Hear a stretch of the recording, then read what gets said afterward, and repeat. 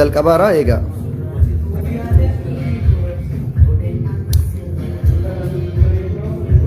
Ayyee akkam jirtan kabajamtootaa fi jaalatamtoota ilmaan Oromoo kan fuula duniyaa irratti argamtan hundi keessan guyyaa har'aa kana wareegama aartistii gooticha Oromoo Haacaaluu Hundeessaa yaadatutti jirra. Iddoon itti argamnu ammoo qeerroo Dubaay jechuudha. Qeerroo fi qarree Dubaay haala kana fakkaatuun hundi keenya jechuudha. Sagantaa dungoo qabsiisuuti.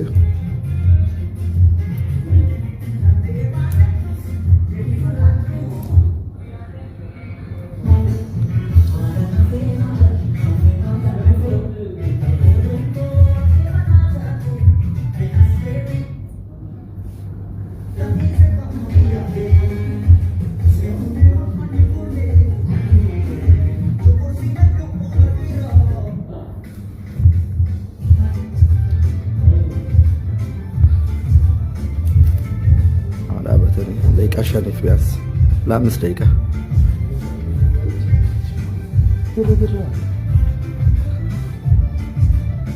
عبدي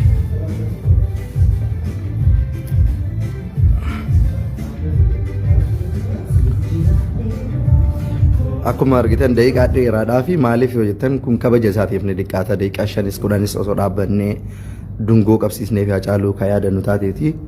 Kun kabaja isaatiif itti xiqqaata malee waan guddatu hin qabu.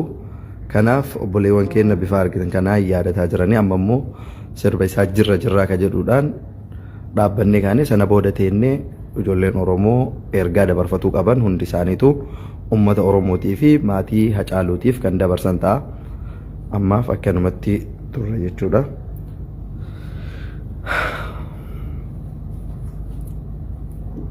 Akam Hayyee ilmaan Oromoo guutuu addunyaa keessatti argamtan akkam nagaa fayyaa keessanii akkuma argaa jirtan qeerroof qarreen asirratti argaman kun ilmaan Oromoo biyya United Arab Emirates keessa jiranuu lakkoofsaan xiqqaa ta'anus yaadaan garuu baay'ee ta'anii akka ilmaan Oromootti miira isaanitti dhagahame ibsachuudhaaf jaalalaa fi kabaja artiist keenya nama guddaa artiist Haacaaluu Hundeessaa fi yaadannoo gochaatti jiru. Amma irratti daqiiqaa tokkoo fi yaadannoo sammuu artiist Haacaaluu Hundeessaaf erga gaggeessan booda gara sagantaa itti aanutti deebina. Viidiyoo kana sheerii godhaa ulfaadhaa galatoomaa daqiiqaa tokkoof namuu yaadannoo sammuu artiist keenya artiist Haacaaluu Hundeessaaf akka godhu jedha galatoomaa.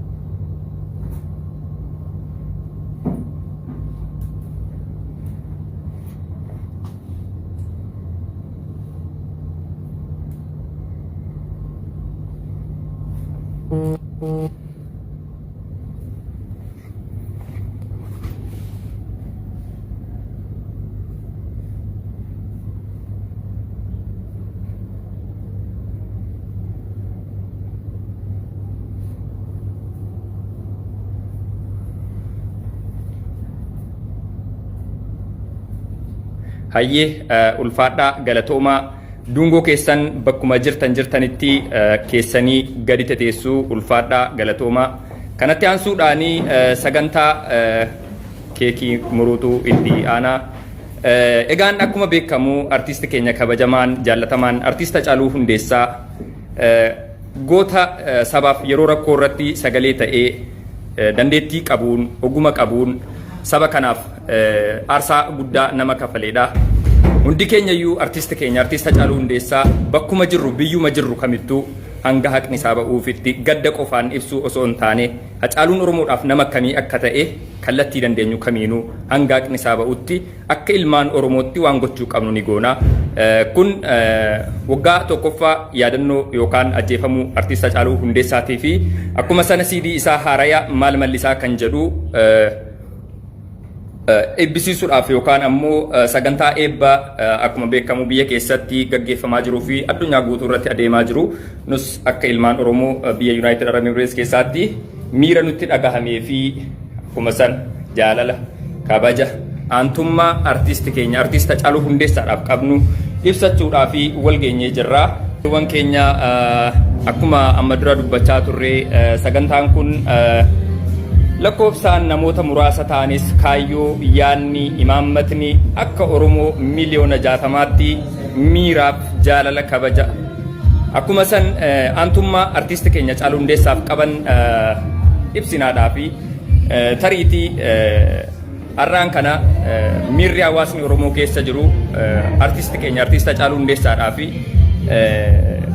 akka yaadatti ta'uu baatus kaayyoo fi akkuma san ejjannoodhaan guma artisti keenya Hacaaluu Hundeessaa xiiqiin jabinaan cichaan hanga guyyaa haqni isaa ba'uutti tariitii Hacaaluu deebifachuun nutti ulfaachuu danda'a. Garuu murannoo kutannoo ejjannoodhaan ummanni Oromoo abdii osoo hin murin gara fuulduraatti itti deemee akka artisti keenyaa baasuu abdii qabna. Hayyeen ammarratti sagantaa dungoo qabsiisuu fi dabalata yaadannoo sammuu artista Hacaaluu Hundeessaatiif gaggeeffamee kanatti aansuudhaanii sagantaa keekii muruutu itti aanaa. Sanaaf ammoo wantootni tokko tokko yookaan albureewwan irra jiramaa. Egaa akkuma argaa jirtan ilmaan Oromoo Dubaay UAE keessa jiranu artista Hacaaluu Hundeessaatiif yaadannoo isaanii agarsiisuuf akkasitti jiru.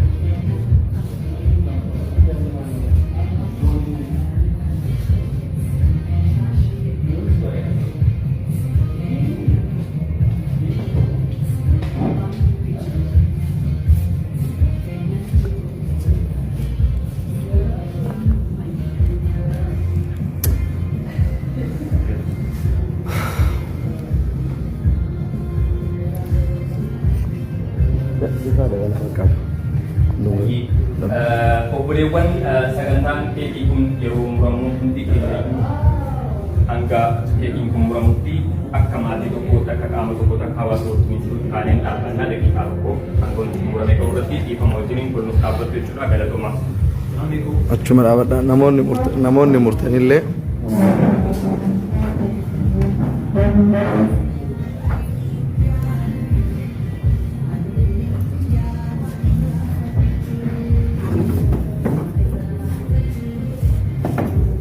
أيوة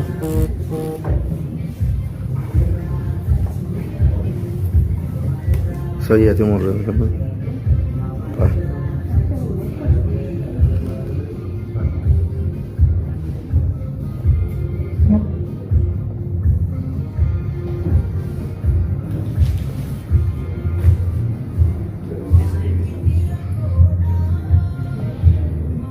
Egaan akkuma beekamu ilmaan Oromoo ammarratti sagantaa keekii muraatii kan gaggeeffamaa jiru artista Hacaaluu Hundeessaa har'as boris ilmaan Oromoo biyya jiran hundatti artist jechuun qaama hawaasaaf yookaan lammii isaatiif dhaabbatee lubbuu isaa wareegu ta'uu Hacaaluun artistoota Oromoo kaawwanafaniifis barnoota ta'ee jira. Dhugaadha. Artistoota baay'ee qabsoo Oromoo kana keessatti dhabnee jirra. Hacaaluun garuu yeroo addaa yeroo murteessitu yeroo sabni Oromoo cuncula bilisummaa arge jedhamu keessatti hawaasa kanaaf jechuudha aarsaa guddaa dabalee hangayoonaa taqni isaa dhufatee taa'aa jira. Kana jechuun immoo hawaasni Oromoo har'as boris abdii muratee qaama isa nyaate kanaaf dhaggeeffatee galee taa'u osoo hin taane akkuma aduun iftee dukkanitti aanu artista Hacaaluu Hundeessaas lubbuu isaa deebifannee arguu baannu haqni isaa garuu bubbulee akka mul'atu abdii qabna. Hayyee ammarratti sagantaa keekii muraa xumuramee jira. Dabalatatti ergaan dabarfatan obboleewwan keenya United Arab Emirates keessatti argamanu artista Hacaaluu Hundeessaa isaaniif maal akka ta'ee jedhe dabalata ammoo gumaan isaa kun akka ba'ee mul'atuuf maaltu hojjetamuu qaba yookaan miira isaan qabaniif Hacaaluun aartii Oromoo keessatti isaa ta'u qabsoo uummata Oromoo keessatti nama akkamii akka miira isaanii ibsatu sanatti aansuudhaanii sagantaalee tokko tokko jiraachuuf malu kabaja wajjiniin amma yaada uummataaf fudhannaa. Kanaaf shaamaan isin cinaa jiru kun dhiifama wajjiniin akka dhaamu godhaa. San booda gara yaada keessan ibsachuu jechuudha. Ulfaadha. Oke, kamu tuh atau atau amma erga jalqabu marra jalqabna Al Jazeera nda barfatte so yoome nama apa oke damsa undu damsa esh undu damsa erga da barfatte hundi keessanu carraa isini kenna ayye so yoome irra jalqabu ladies first abba giddi irra oke ayye abba giddi ay galatoma gahar saganta adda ta'e akka UAE ijoollee muraasa walitti dhufne sagantaa kana irratti hirmaannee jirra. Akkuma beekamu sagantaan kun dungoo yookiin immoo yaadannoo kabajamaa artiist Haacaaluu Hundeessaa waggaa tokkoffaadha. Haacaaluun ilma namaati. Ni du'a qabsaan ni darba qabsoon itti fufa qabsaan ni fufa qabsoon itti fufa kan jedhanu garuu wanti nuti har'a bakka kanatti wal geenyeef boohuudhaaf osoo hin ta'in boo'ichaaf osoo hin ta'in kaayyoo lubbuudhaan jiru kaayyoon Haacaaluu inni du'eef kaayyoo sana galmaan gahuudhaaf ilmaan Oromoo bakka jirutti dammaqsuudhaaf tokkummaadhaan gamtaadhaan qabsoo itti fufuu waan qabnuuf keessattuu guyyaan har'a guyyaa addaati. Akka biyya keessatti dhagaa jirrutti bakka adda addaatti nafxanyaan guyyaa caccabaa burkutaa jirtu kana uummanni Oromoo illee mirga isaa kabachiisuudhaaf kaabaa kibbaa dhaadhaa ka'ee falmachuu akka qabuu fi qabsoo ofii isaatii harka isaarra jiru kana akka inni dhuunfatu carraa kanaan ergaa dabarsaa. Kaayyoo lubbuudhaan jiru kaayyoo Haacaaluu Hundeessaa kan inni irratti argame kan galmaan gahuudhaaf sana yaadachuudhaaf bakka kan waliin geenye kanan jechuudha. Galatooma itti aana. Jalatamtoota fi kabajamtoota qeerroo fi qarree Yuunaayitid Imaaraat keessatti argamtan hunduma keessanuu guyyaa ayyaana kabaja artistii keenya jaalatamaa fi kabajamaa Haacaaluu Hundeessaatiin isin geessisan jira. Itti aansuudhaan artistii Haacaaluu Hundeessaa ummata kiyya ummata Oromoo biratti ani qaaliidha jedhe akkasuma yeroo jirus qaaliidha hanga nafsi hin dabres qaaliidha akkasuma ilmaan Oromoo addunyaarra jiran rafee bulaan jiru gumaa isaa baasuudhaaf tattaafataa jira fuuldurattis inshaallah gumaan isaa ni ba'a qabsaan ni qofa qabsoon ni qofa akkuma jedhame san kanaaf hundumti keessanuu jabaadhaa isin jedha maatii isaa fi firoottan isaa hundaaf akkasuma ummatoota Oromoo kan isa jaalatan hundaaf jajjabina hafna. Galatooma Kiyaar Bashir. Duraan dursa Oromoonni addunyaarra jirtan hundumti keessaniyyuu guyyaa kana baga ittiin geettan isiniin hin jedhu because sababni illee guyyaan kun jechuudha Oromoof guyyaa gaddaati. Waa tokkotu jira wanti guyyaa kana adda isa godhu jechuudha. Oromoo faaraa miti. Artistiin Oromoo wareegamuun artistiin Oromoo du'uun Haacaaluudhaan hin calqabne garuu wanta kan Haacee adda taasise tokkotu jira. Inni illee maalidha? Artistoonni Haacaaluu dura wareegaman isaan qabsoo kan eegalan an Oromoodha jechaatti eegalan. Haacaaluun garuu yeroo Oromoon ayam Oromoo faristi Oromummaan haa dursu jedhee qabsootti cime qabsoon Oromoos galma gahuuf dhihaatetti Haacaaluun wareegame jechuudha. Kanaafiyyuu warra an Oromoodha jettanii qabsoo eegaltan warra Haacaaluu mootuu akka Oromoon dursuuf jechuudha kaayyoo keessan dhaalchistaniif kabajni keessaniif Haacaaluutis bara baraan yaadatama hunduma isaaniitu hin dagannu jechuudha. Haacaaluu maqaa kaasne malee kanaaf jennaan wanta asiin dabarfachuu barbaadu Haacaaluu jechaadha. Artistoonni Oromoo hayyoonni Oromoo warri osoo hin hidhamin alatti haftan artistoonni Oromoo gurguddaan hiriyaa Haacaaluuti. Nama waa'ee Haacaaluu beeku jedhamtanii maqaa hedduus horattan qabeenya hedduus horattan guyyaa tokko garuu justice for Haacaaluu jettanii hin dubbannes inuma callistan. Guyyaa tokkos dhaddacha Haacaaluu irratti namni dhiyaatee galmeen himannaa yakkamtoota Haacaaluu irratti ajjechaa raawwatanii eessa ga'e jettanii hin gaafanne. Kan ammoo seenaanis seerris isin gaafata. Kan biraa immoo uummata Oromootiif wanti hin dhaamu qabsaa'aan ni kufa. Qabsoon immoo itti fufa. Jaarraa tokko dabarree kan biraatti tarree jirra jechuudha. Amma isinitti hin guddisu. Kanaafiyyuu Oromoon qophaa'uu qaba waan nu fuuldura jiruuf. Kinoo argaa jirtu warri Oromoon geenye miliyoonni 6 bilisummaa labsachaa jiran. Nuti miliyoona 60 taanee gabrummaatti bara baraan boohuun nurraan eegamu. Hayyee Muzayin Kamaal mee yaada keebsan? Duraan dursee guyyaa yaadannoo Haacaaluu Hundeessaa jiru isin ga'eesniin jecha wanti goonuu irra kan amma booda nu hafu jechaadha. Rabbiin dhiiga isaa nuuf haa baasu. Siidaa isaa bakka jiru hundattuu iyyuu yaadannoo isaati waan ta'eef naannolee jiran hunda keessatti akka nu dalagamu kana dhaamsan dabarfachuu barbaadu. Rabbiin gumaa isaa haa baasu. Ulfaadhuu ayyee Sudii waan jettu. Egaa anis yaada kiyyoon ibsachuu barbaadu. Goonni kamiyyuu nu du'a, goonni kamiyyuu urmii isaa hin dheeratu, acceen haraa miti. Garuu warroonni gantuun garaaf jecha isa nyaate seenan keessa yoomuu isin yaadata. Acceen ammallee hin duune nu keessa jira, wajjin jirra. Inni seenaa dabarfatee du'e gadheen seenaa hin beekne ta garaaf duute haa birmadhu malee kan isaa rakkoo tokko hin qabu. Yoomiyyuu seenan bara baraan isa yaadata. Uummanni Oromoo gantummaaf garaa jettanii hin boo'inaa.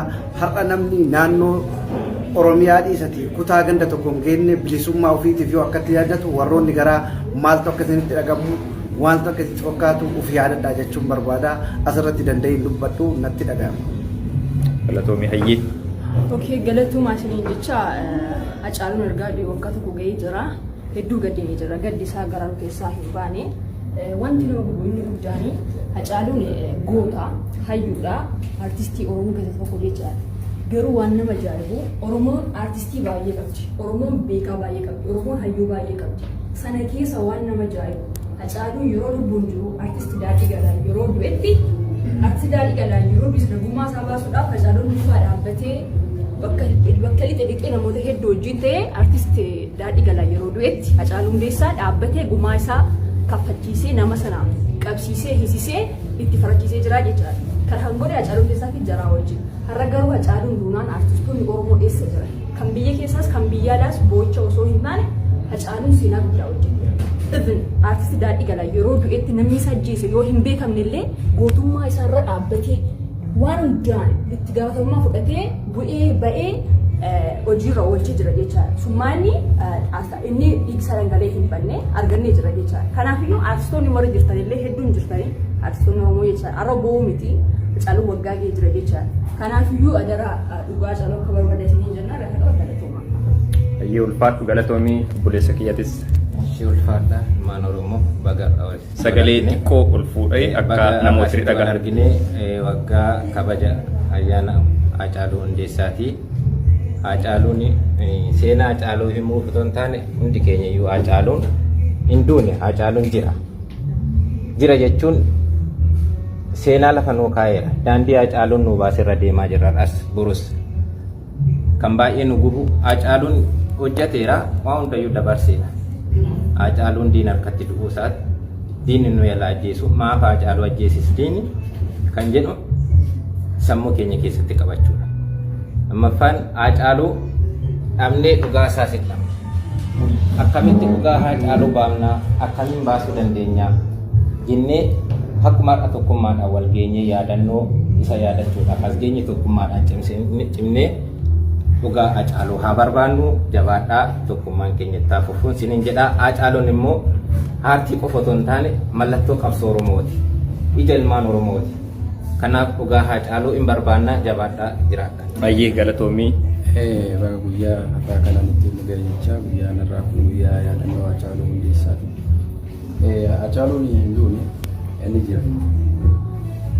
Garuu wanti guddaan kan nu dhibu dhugaa isaa dhabu agarraa waggaa tokko geenye waan tokko osoo dandeenyaa dhagahuudha.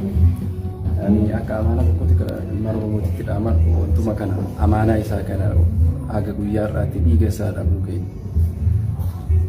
Ayye ulfaadhu. Ayyee galatooma anis yaadni kiyya kan obboleeyyaa kootiin tokkoma. Hunda caalaan onni baay'een jirtus hin jiru rabbi haqa isaa haa baasu rabbi dhiiga isaa haa baasu jedha. Ayye galatoomii. Carraan kennu keetti galatoomuu. Baay'een isaanii waan haasawuu qabuuti. Caaluun baay'ee namatti tola. Carraan kennu galatoomuu.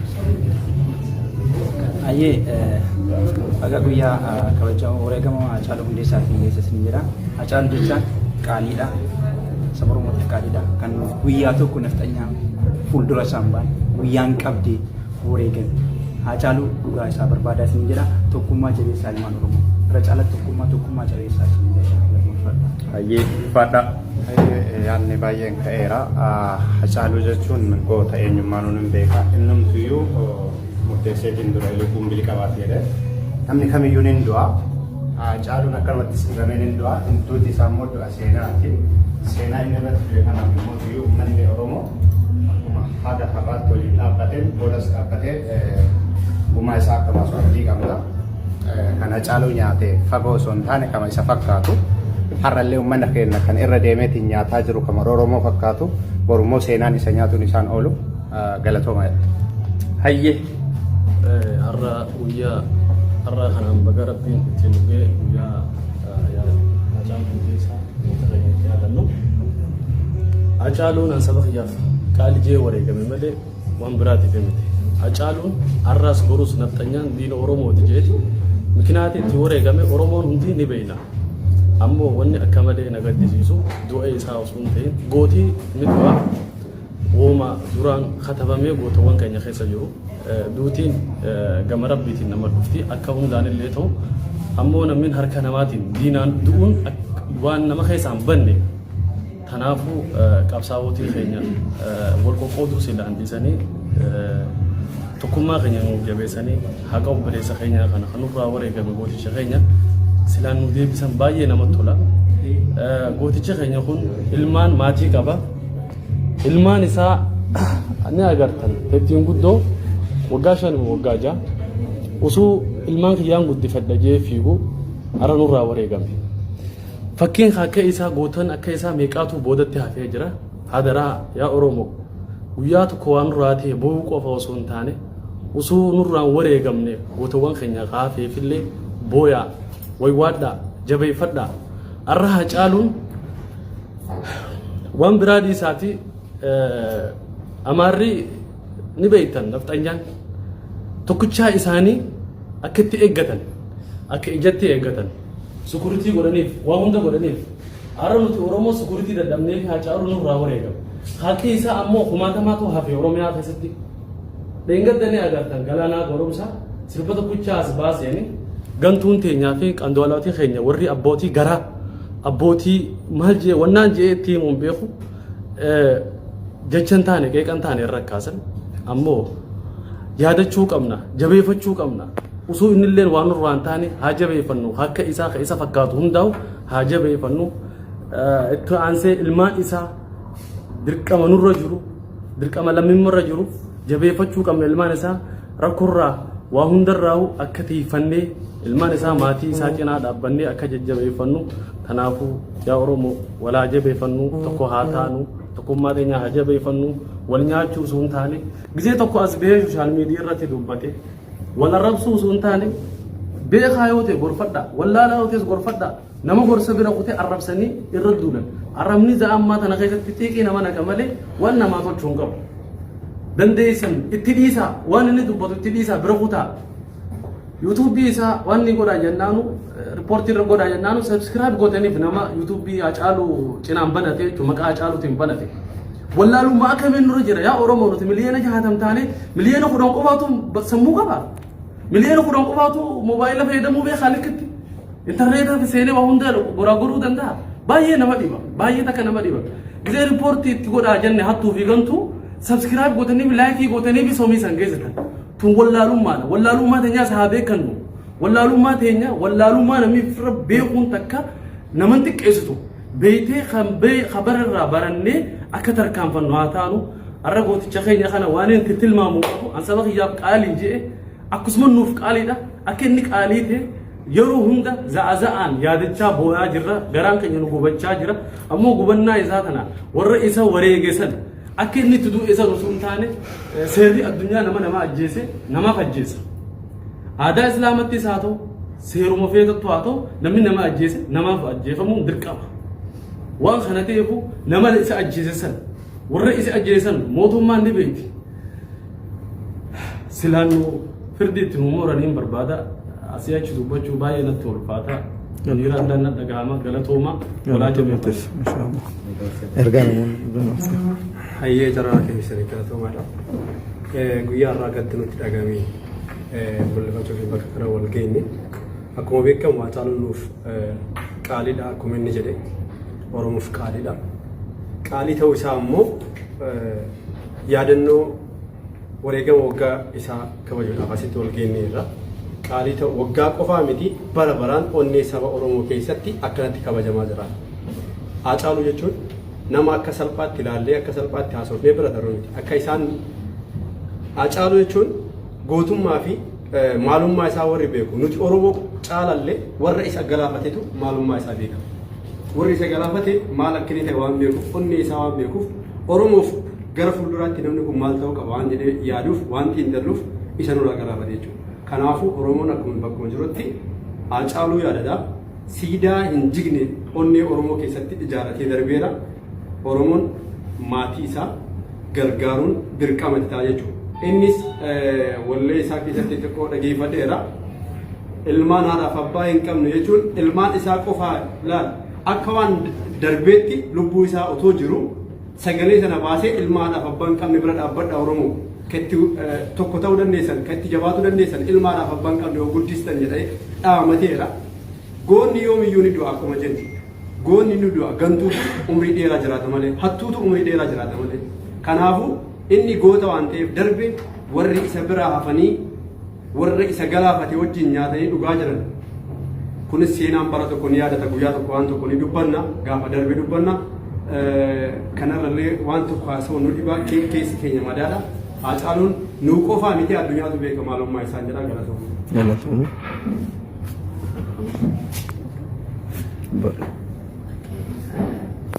Sagaletti qaba. Guyyaan kun guyyaatti nama jabaa dhabneedha waggaa lakkoofsisni irra boonyu. Haacaaluu nuti hin dhabne keessa keenya jira daaluuni. Garuu wanti nama jibbisiisuuf wanti nama aarsu yoo jiraatee fi harka xiqqootti du'uu isaati harka nama wallaalaatti du'uu isaati. Sababiin isaa namni beekaan beekaa waan ajjeesaniif jechuudha. Kana biraan immoo wanta ammas nama aarsu yoo jiraatee fi nuti boonyee galuuf malee moonee galuuf waan hin uumamne namatti fakkaatan tokko tokko. Kanaaf wanta tokko jecha hin qabu yoo ammaa ta'uu danda'ametti tokko taanee bilisummaa keenya gonfannee yaadannoo isa amma sammuutti yaadannu caalmaatti yaadannoo bara baraan Haacaaluu yaadannu gochuu qabna jedhee yaada. Galatoomish. Itti aana namoonni dubbatu barbaadda. Ayyee. Dubbatu. Okay. Dubbatu bakkaata. Eshi galatooma yaa'u guyyaa yaadannoo goota keenya beekamaa artistii keenya beekamaa Oromiyaa keessaa tokko ta'e addunyaattis immoo akka beekamu kan godhu waggaa tokkoffaasaa yaa'u dhaggeessanii cuusiin ulfaata.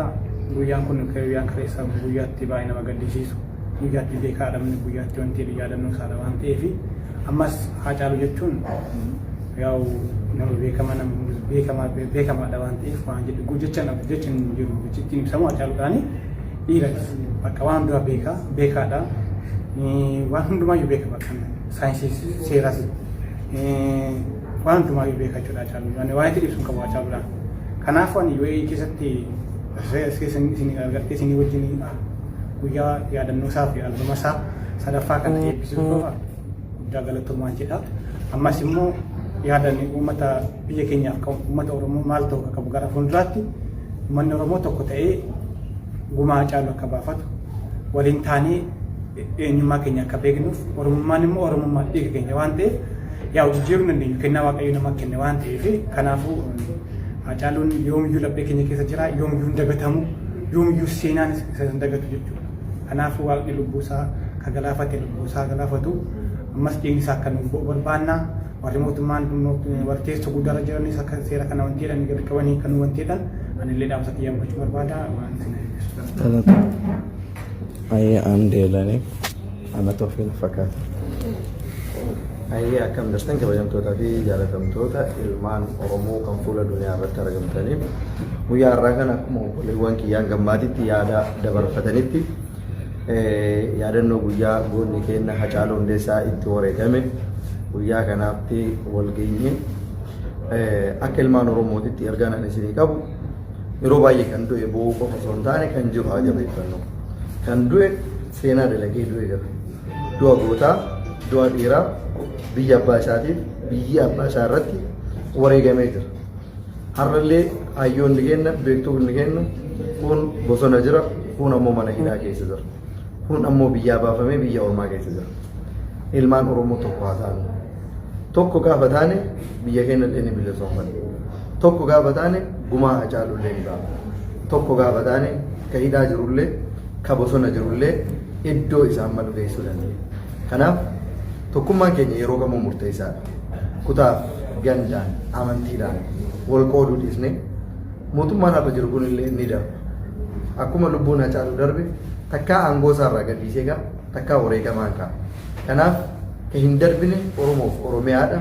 Aadaaf seenaa afaan keenya waan ta'eef dursa Oromummaa keenyaaf haa kenninu walaa jabeessinu injifannoon uummata Oromootiif jedha yoomiyyuu ni falmanna galatoomaa. Hayyee Soyyamee hafe kottu garan aywa dabarfadhu. Akkam jirtu hundi keessan iyyuu isiniin jecha har'a gara mooticha keenyaa waggaa isaadha. Egaa miira keessa galtaa waggaa har'aa yoona kanaa hundi keenya iyyuu yeroo itti qaruun keenya itti nu jaalladha ispeeshaalii Oromoon abbootii siyaasaatiin haa ta'u Hacaaluu dhabuudhaan haa ta'u waan meeqaan diinni nu cabsuu yaade garuu Waaqayyoo galatu Oromoon qoosaatti waan cabumini dandamatee as geenyeerra har'a immoo taanaan hundi keenya illee baddaa gammoojjii Oromoon hundumtuu dhiiga Hacaaluutiin tokko taane sakaleessaa caalaa har'a gaaffiin Hacaaluu maal ture kan nuuni dhiigi isaa itti nu tilmaamamu gaaffiin isaa suni seera gaaffiin mucaan keenya obboleessi keenya ispeeshaalii waa'ee Finfinneetiin waa'ee lafa Oromootiif utuu falmu kanaan dhabsiisan waan hambiraa waan hojjetee hatee qabamee tokkos miti ijoollee xixinnoorraa hunda keenya irraatiin nu jalaatii fudhatamee mucaan kun amma booddee garuu nuun immoo kan nuun gumaasaa baasannu tokko taane gamaa gamasiitiin harka wal qabannee injifannoo guddaatiin gaaffiisaa gaafa deebisuu dandeenyu kana qofadha.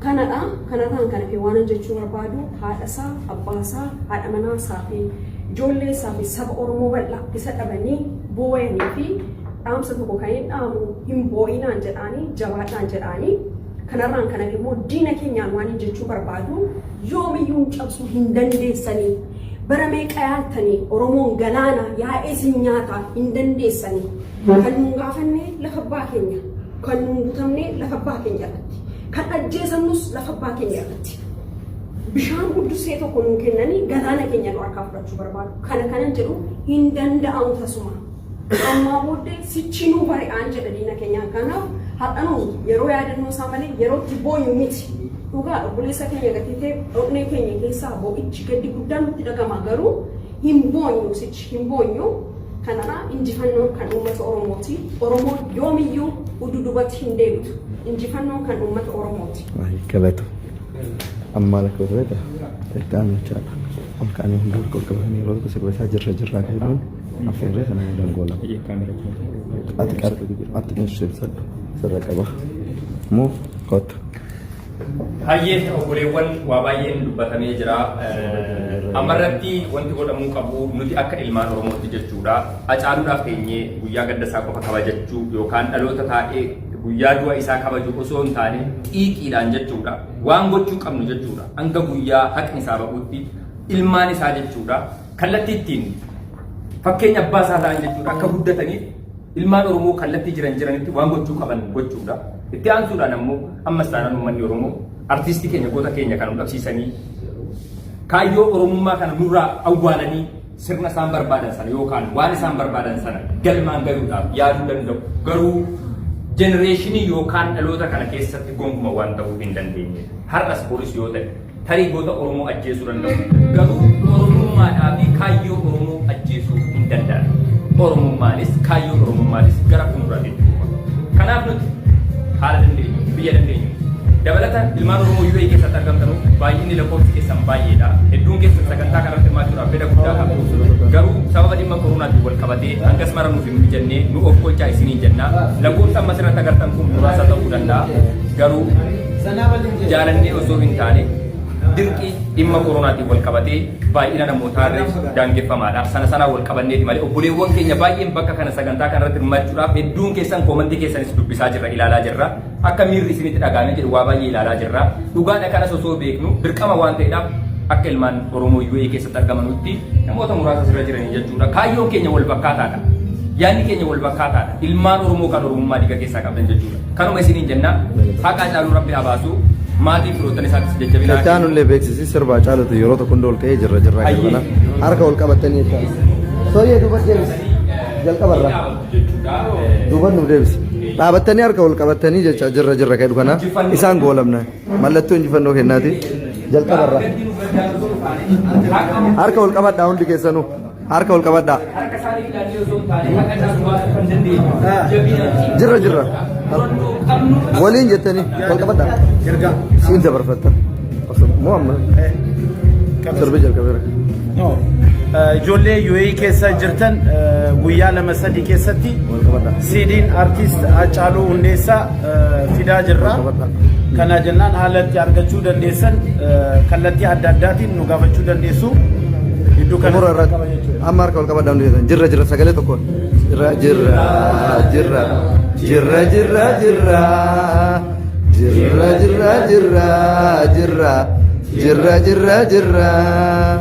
jirra bullee bariya sirraachita maal godheena sirraachita